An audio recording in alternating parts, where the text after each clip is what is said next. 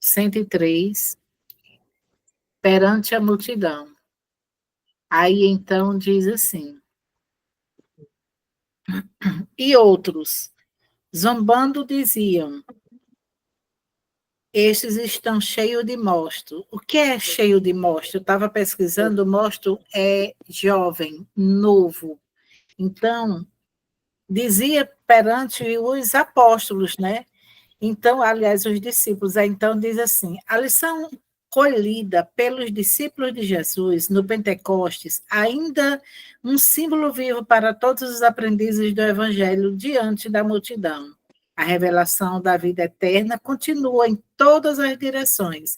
A gente vê que cada evangelho que a gente faz, a cada leitura do Pentateuco, a cada leitura de André Luiz, a cada leitura é espírita, é como se nós estivéssemos, eles tivessem escrito hoje para a gente. É o tempo todo, é o hoje.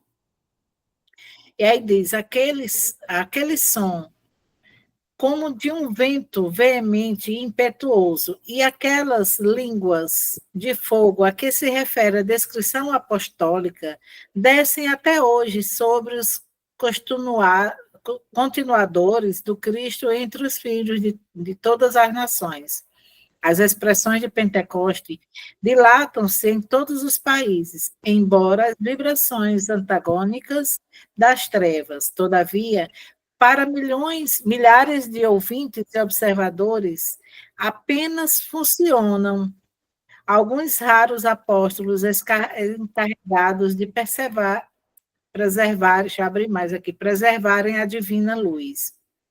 Realmente, são inumeráveis aqueles que, consciente ou inconscientemente, recebem os benefícios da celeste revelação. Entretanto, não são pouco os que, zombadores de todos, recebem os benefícios celestes e revelação. Entretanto, não se são poucos os que, zombadores de todos os tempos, dispostos à irreverência e à ironia diante da verdade.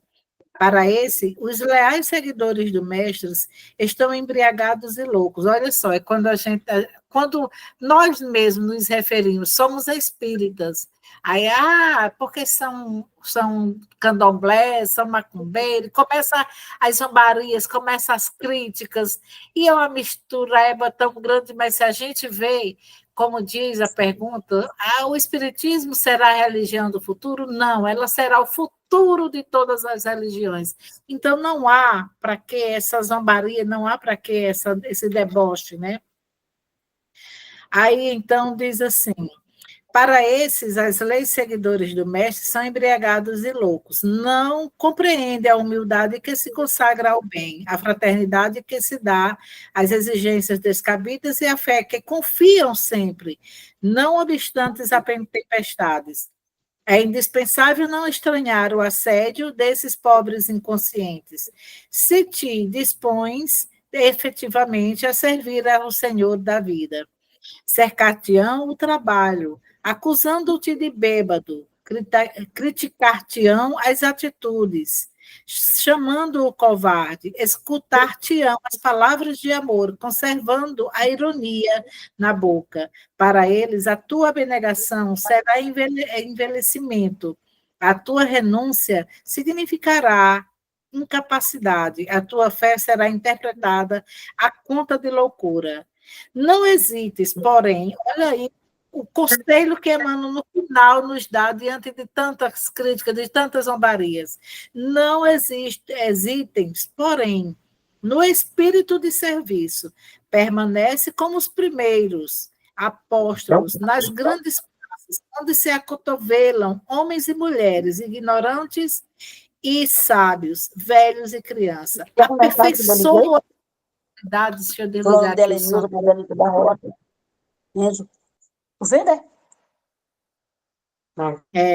Aperfeiçoa tuas qualidades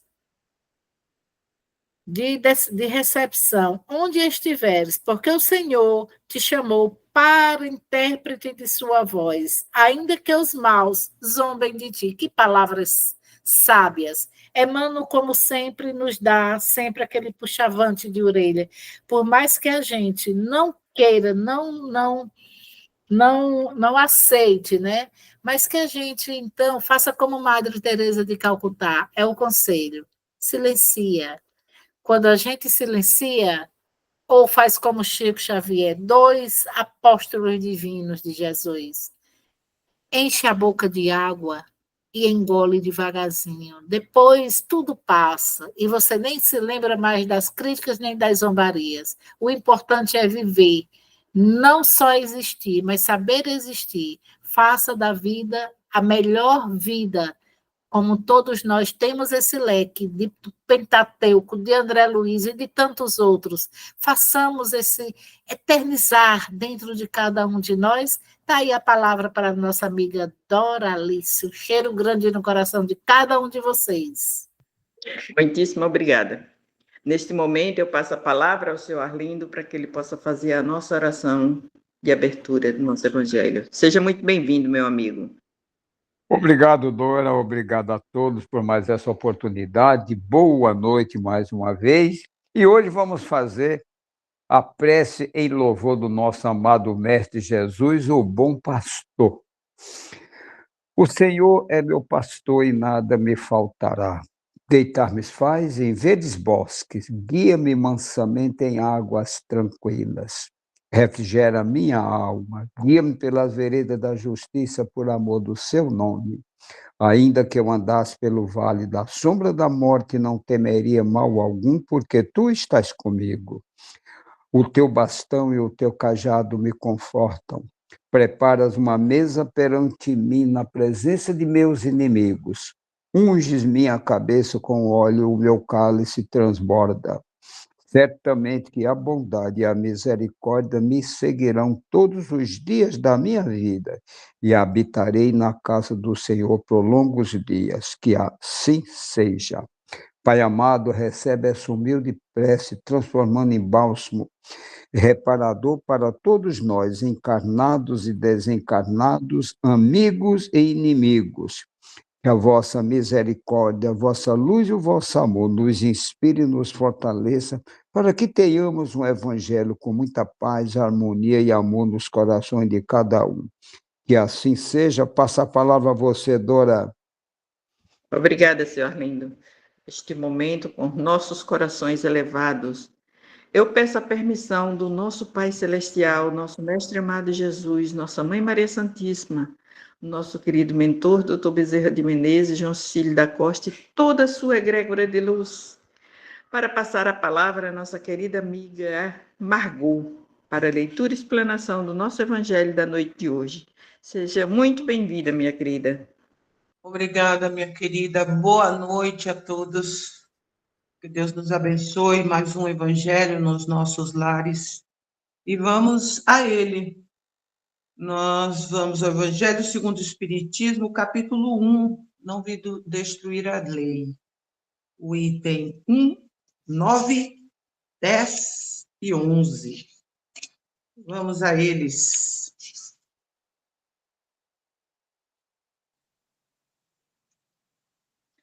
Não penseis que eu tenha vindo destruir a lei ou os profetas. Não os vim destruir, mas cumpri-los. Porquanto, em verdade vos digo que o céu e a terra não passarão, sem que tudo o que se ache na lei esteja perfeitamente cumprido, enquanto reste um único J e um único ponto.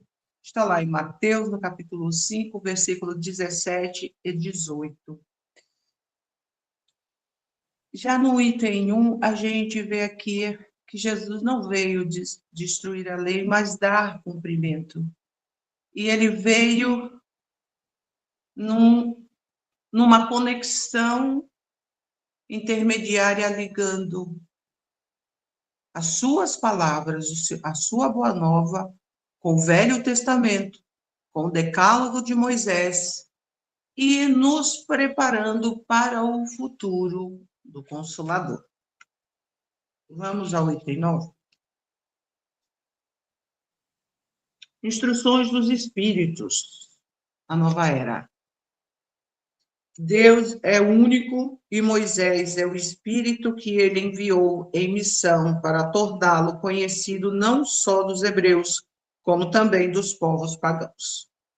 O povo hebreu foi o instrumento de que se serviu Deus para se revelar por Moisés e pelos profetas, e as vicissitudes por que passou esse povo destinavam-se a chamar a atenção geral e a fazer cair o véu que ocultava aos homens a divindade. Os mandamentos de Deus dados por intermédio de Moisés contêm o germe da mais ampla moral cristã. Os comentários da Bíblia, porém, restringiam-lhe o sentido porque, praticada em toda a sua pureza, não na teriam então compreendido. Mas nem por isso os 10 mandamentos de Deus deixavam de ser um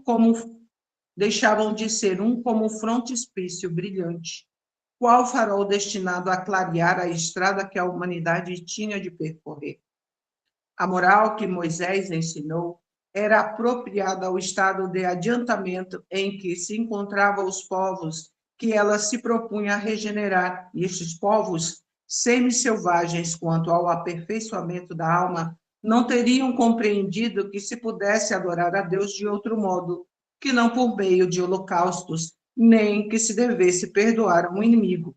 Notável do ponto de vista da matéria e mesmo das artes e das ciências, a inteligência deles, muito atrasada, se achava em moralidade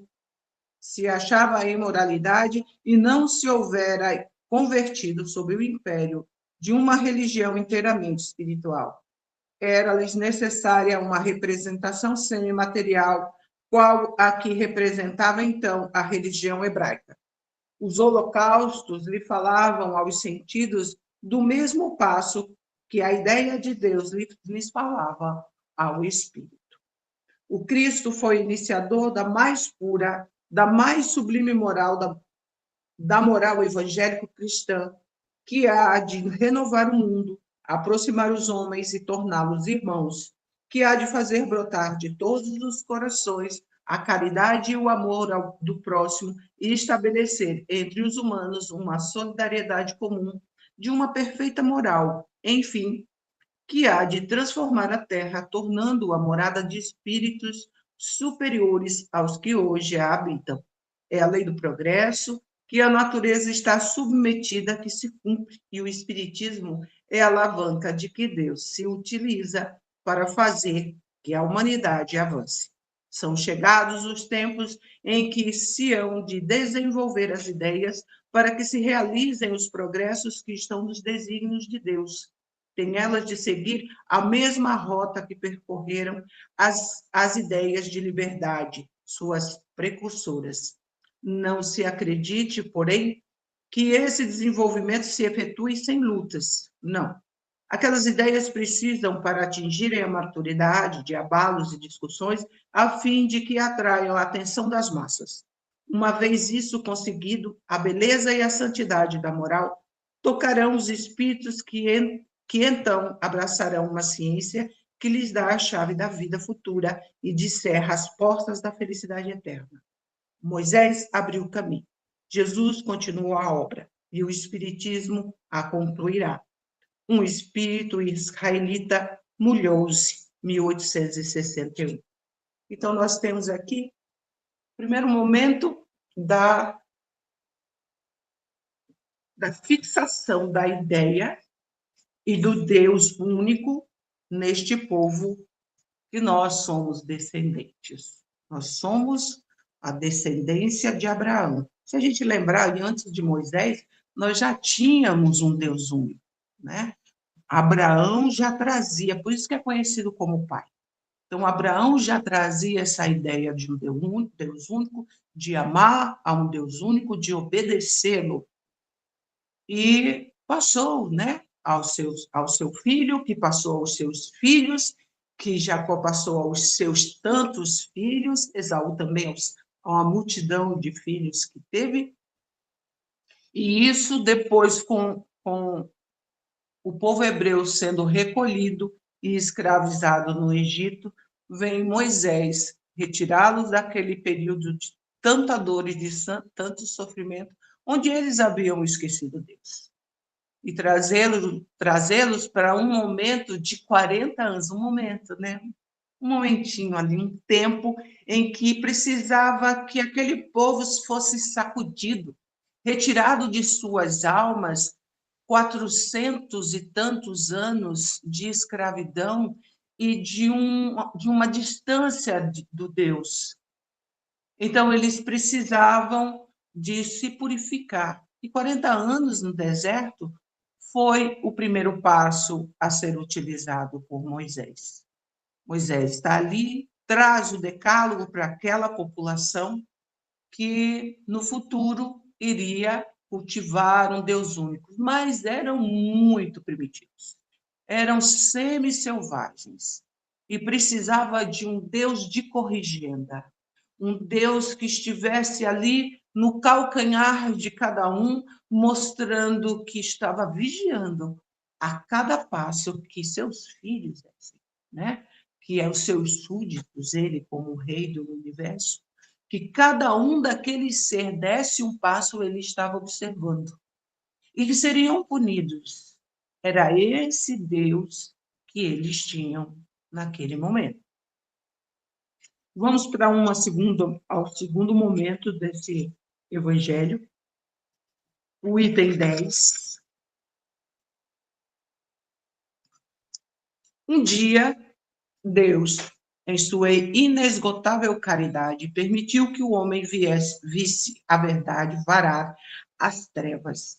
Esse dia foi do advento do Cristo. Depois da luz viva, voltaram as trevas. Após alternativas de verdade e obscuridade, o mundo novamente se perdia. Então, semelhante aos profetas do Antigo Testamento, os espíritos se puseram a falar e a vos advertir. O mundo está abalado em seus fundamentos. Reboará o trovão, sede firmes. O espiritismo é de ordem divina, pois que se assenta nas próprias leis da natureza. E estáis certos de que tudo o que é de ordem divina tem grande e útil objetivo. O vosso mundo se perdia.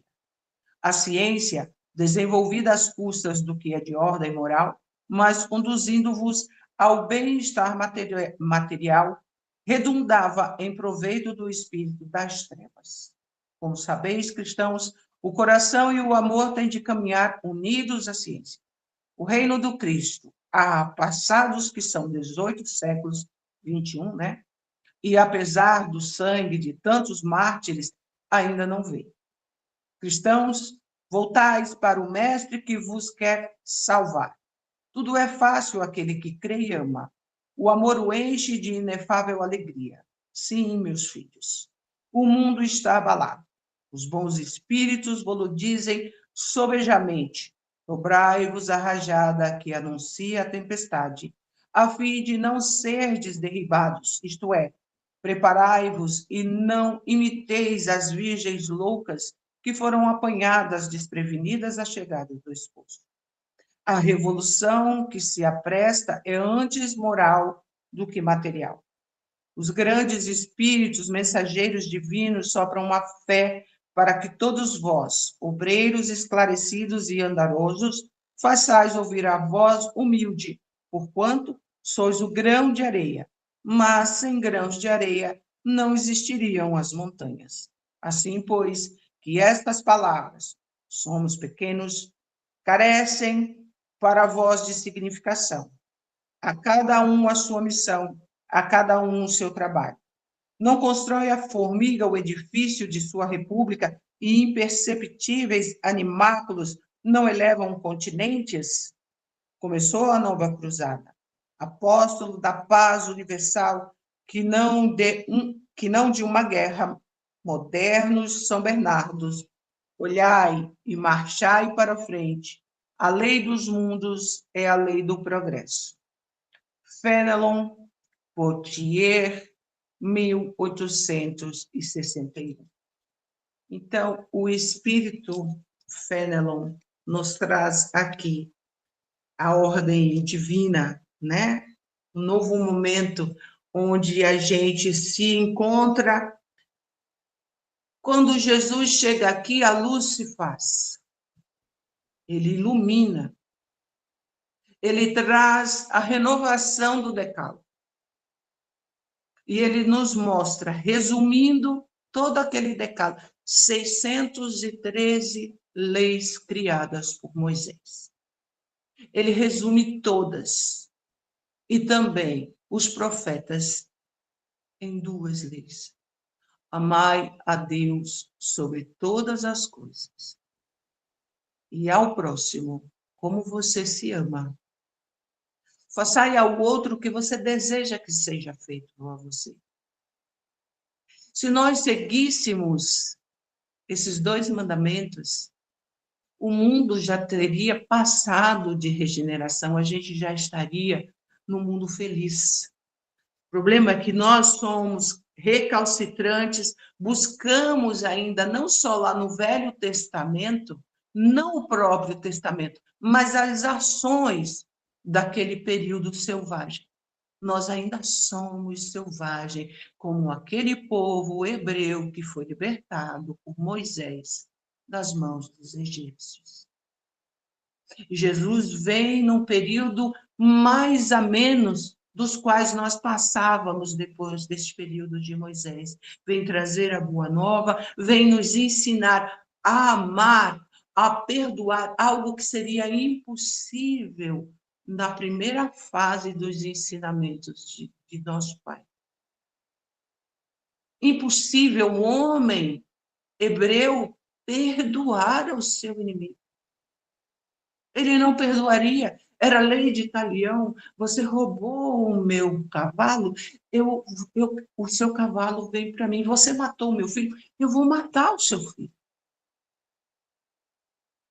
Era isso. E aí, de repente, Jesus, com todo o seu amor, vem trazer amor. Meus irmãos, vocês precisam se amar. Vocês precisam se perdoar. Vocês precisam compreender que Deus não é esse Deus cruel. Que não é um Deus que castiga, não é um Deus tirano. Ele é o Deus que ele envia amor. E estou eu aqui para ensinar a vocês a amar e a perdoar, a compreender as atitudes do outro, exercitar o discernimento, a paciência, se colocar no lugar do outro.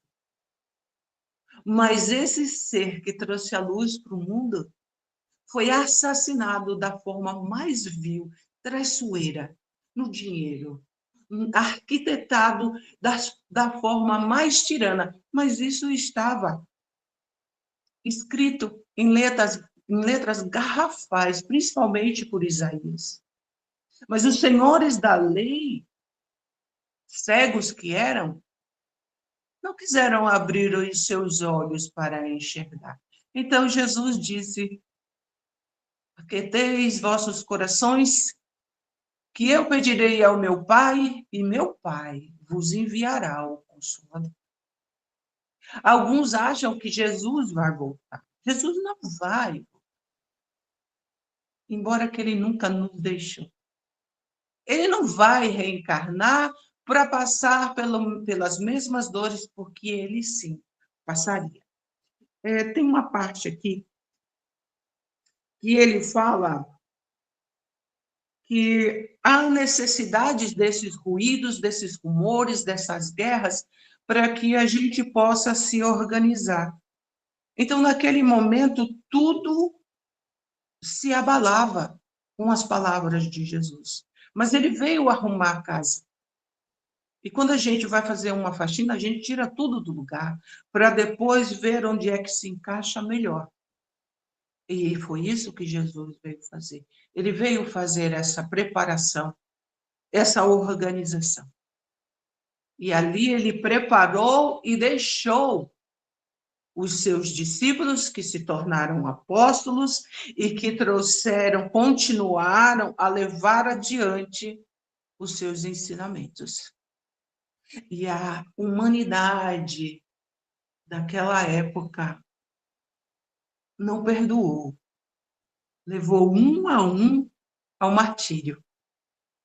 O próprio João, ele não foi morto, mas ele foi exilado. Ele foi exilado e talvez muitos não saibam, mas ele passou 7 dias num tacho de óleo fervente sendo cozinhado. E ele sai dali pela graça divina de nosso Senhor Jesus, ele sai 7 dias depois, intacto, pleno da sua fé e do seu amor a Deus em primeiro lugar, a si e ao próximo. E continuou seus dias até os seus 92 anos, aliás, não mais na ilha de Patmos, mas em Éfeso, que ele volta para Éfeso para ele poder dar continuidade, já não mais como João, mas sim como Francisco. E continua até os seus últimos dias. Chegando até depois, passado todo o tempo, vem tantas vivências dolorosas que esses mártires continuaram a reencarnar e a sofrer nas mãos, nas nossas mãos, vou dizer assim, porque nós estávamos lá. Nós não lembramos, mas estávamos.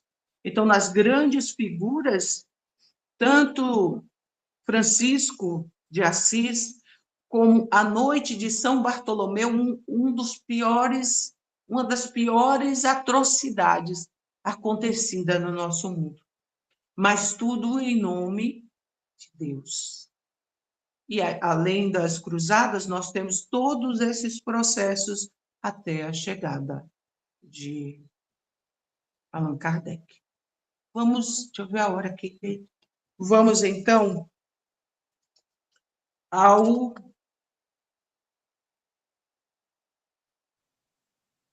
Gente, eu me perdi.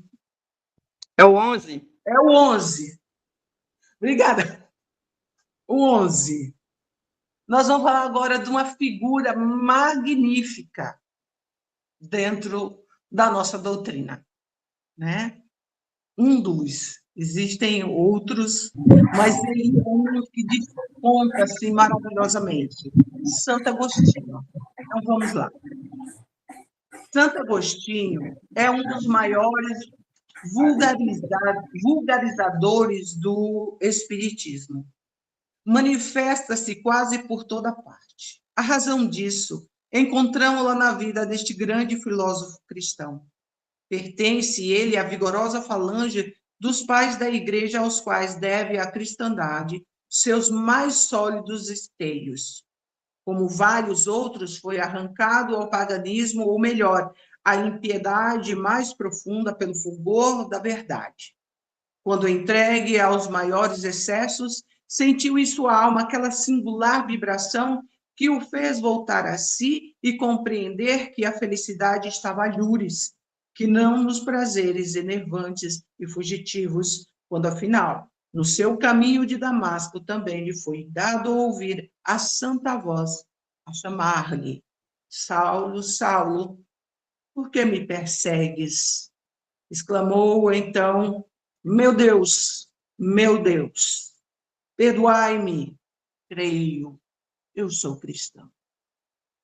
E desde então tornou-se um dos mais fortes sustentáculos do Evangelho.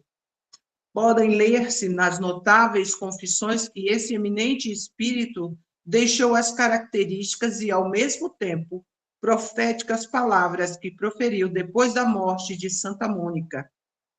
Estou convencido de que minha mãe me virá visitar e dar conselhos, revelando-me o que nos espera na vida futura. Que ensinamento nessas palavras e que retumbante previsão da doutrina provindoura. Essa razão porque hoje, vendo chegada a hora de divulgar-se a verdade que ele outrora pressentia, se constituiu seu ardoroso disseminador e, por assim dizer, se multiplica para responder a todos os que o chamam.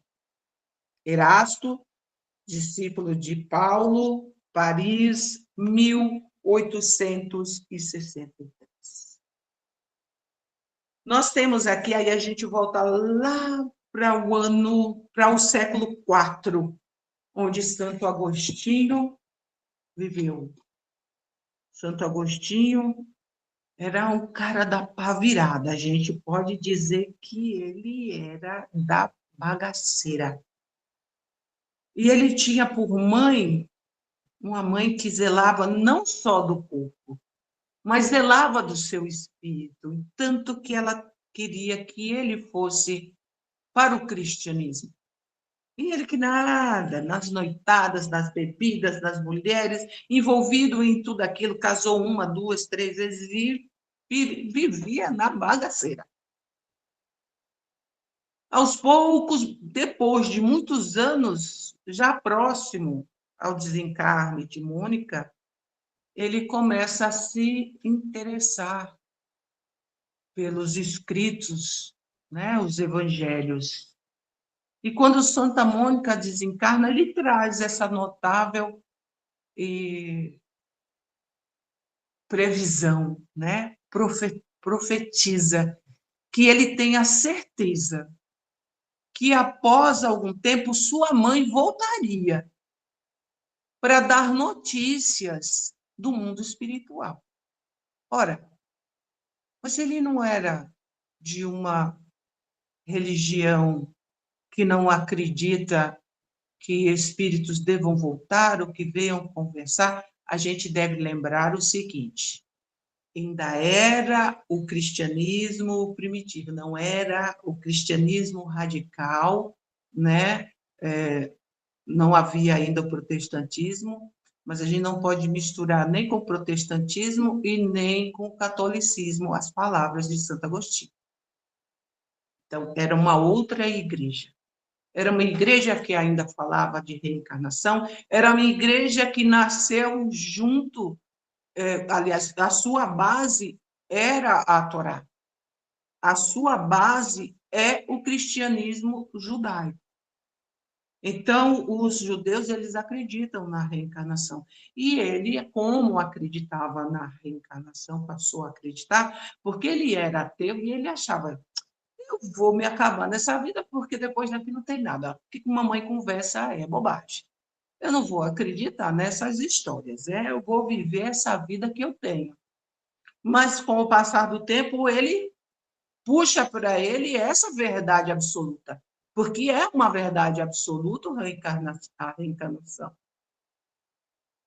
E daí nasce que a gente, na faculdade, a gente precisa estudar muito filosofia. E Santo Agostinho sempre foi o meu filósofo preferido, mesmo antes de eu ter que me aprofundar em outros filósofos. Justamente por isso, porque ele traz ele esclarece, ele não deixa a gente no vácuo, ele não deixa a gente perdido nesse tempo. E a verdade que ele trouxe no século IV é a verdade que nós temos hoje no século XX. Não mudou nada, como a Glaci falou ainda há pouco. O que Emmanuel falou há anos, no século 63, eu acho que era Emmanuel, no século 63, no 60, é a mesma verdade de hoje, o que a gente vive. Tudo que ele falou e os seus livros trazem é para que a gente viva e se refaça, renasça com os ensinamentos de um homem que veio há 2000 anos atrás. Um ser de luz que nos trouxe a luz e nós precisamos beber essa luz e ficar com essa luz no nosso coração, porque é a verdade absoluta. Nós estamos aqui, o título dessa passagem é a nova era. Nós estamos, eu gosto de dizer que nós estamos com a mão na maçaneta para uma nova era. É fim de uma. Nós estamos assim, já tirando a poeira dos ombros para entrar no novo momento. E só entrará no novo momento aqueles que herdarem a terra. Jesus disse isso. Há 2000 anos atrás, ele disse: bem-aventurados os mansos e pacíficos, que eles herdarão a terra. E nós só herdaremos a terra se formos mansos, se formos pacíficos. E para isso nós temos que ser primeiro conosco. Nós precisamos amansar as nossas emoções. Nós precisamos amansar o nosso coração impetuoso, ou de que a caridade precisa ser para mim e para aqueles meus mais próximos. Não, a caridade ela é extensa. A caridade ela rompe barreiras e fronteiras. E se nós não tivermos esse pensamento e essas atitudes, a nossa mão vai escorregar dessa maçaneta e nós não podemos ficar, como Jesus prometeu, na terra dos mansos, dos doces. Tem alguém com a mão erguida? Não posso passar a palavra, porque eu estou no Evangelho. Aí depois, no final, a gente conversa outras coisas. Então, para finalizar, eu quero ler aqui, neste livro até que Paulo colocou para nós hoje, né? Só o finalzinho daqui do item 11, onde diz: hoje, porém, acontecimentos inesperados te constrangem a novos rumos, encontras as lições da Boa Nova e te entregas ao esforço da renovação íntima. Sabes que o Messias divino mudará a tua vida, mas a lembrança dos erros te persegue, levando-te ao desânimo.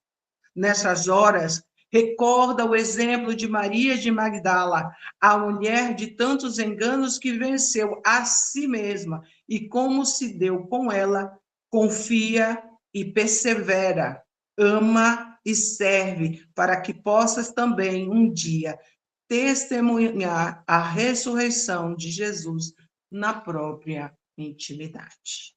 Então, é isso, meus irmãos, no cronômetro. Vamos à nossa prece. Eu vou pedir para vocês serenarem o coração, fechem seus olhos. E o nosso coração, nesse momento, flui dele uma luz azul e verde, que se entrelaçam e envolvem os nossos pensamentos, os nossos corações, os nossos corpos e as nossas casas, os nossos lares, os nossos entes, aqueles que estão mais próximos de nós e os que estão à nossa vizinhança. Aqueles que nós mentalizarmos nos hospitais e aqueles que nós mentalizarmos aonde quer que eles estejam.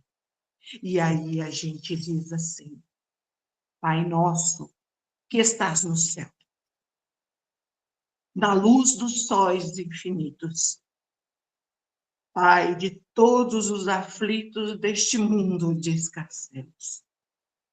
Santificado, Senhor, seja o teu nome sublime, que em todo o universo exprime ternura, concórdia e amor. Venha ao nosso coração o teu reino de bondade, de paz e de claridade na estrada da redenção. Cumpra-se o teu mandamento, que não vacila nem erra, no céu como em toda a terra, de luta e de sofrimento. Evita-nos, Senhor, de todo mal, dá-nos o pão do caminho, feito da luz e do carinho do pão espiritual. Perdoa-nos, meu Senhor, os débitos tenebrosos de iniquidade e de dor. Auxilia-nos também nos sentimentos cristãos a amar os nossos irmãos que vivem longe do bem.